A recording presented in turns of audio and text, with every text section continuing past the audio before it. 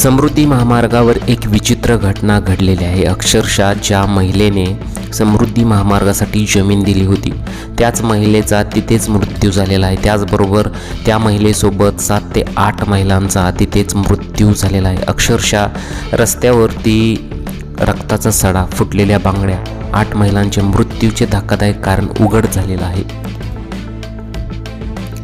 चालकाला डुलकी लागल्याने कंटेनर पिकअपला धडकून झालेल्या अपघातात समृद्धी महामार्गावर रोजंदारीचे काम करणाऱ्या 8 महिलांचा जागीच मृत्यू झाला, तर तिघींची मृत्यूशी झुंज सुरू आहे।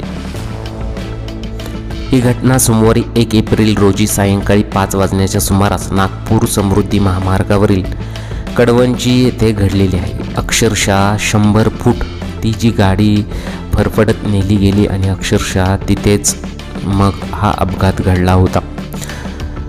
बदनापूर तालुक्यातील केळी गावान येथील एका कुटुंबाने समृद्धी महामार्गासाठी जमीन दिली असून या जमीन देणाऱ्या कुटुंबातील महिलेचा समृद्धीने बळी घेतला।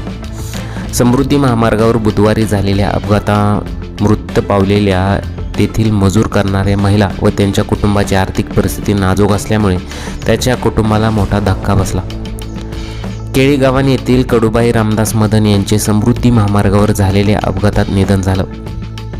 या महामार्गासाठी त्यांची 10 गुंठे व त्यांच्या दिराची 50 गुंठे जमीन दिली होती। आता याच महामार्गावर गवत काढणे व इतर साफसफाईची कामे करण्यासाठी कडूबाई रोजंदारीने कामावर जात होत्या आणि त्यांच्यासोबत 7-8 ते महिला त्यासुद्धा होत्या। मात्र याच समृद्धी महामार्गावर झालेल्या अपघातामध्ये त्यांचा जीव गेला। अपघातामध्ये त्यांची सून रेवती योगेश मदन व जखमी झाले आहेत। कडूबाई रामदास मदन यांना पती व 2 मुले आहेत।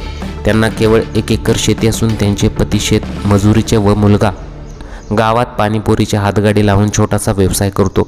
दुसरा मुलगा एका कंपनीत कामाला जातो। त्यांच्या अचानक जाण्यामुळे या कुटुंबाला मोठा धक्का बसला आहे।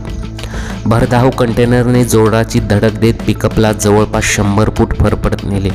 त्यामुळे आत बसलेल्या 6 महिलांचा जागीच मृत्यू झाला, तर दोघींचा उपचारादरम्यान मृत्यू झाला। अपघातास्थळी महिलांचे कपडे, चपलांसह इतर साहित्य पडले होते। शिवाय फुटलेल्या बांगड्यांचा सडा समृद्धी महामार्गावर पडला होता। हे सर्व साहित्य पाहून अपघातास्थळी उपस्थित अधिकारी, कर्मचाऱ्यांसह नागरिकही घाबरले होते।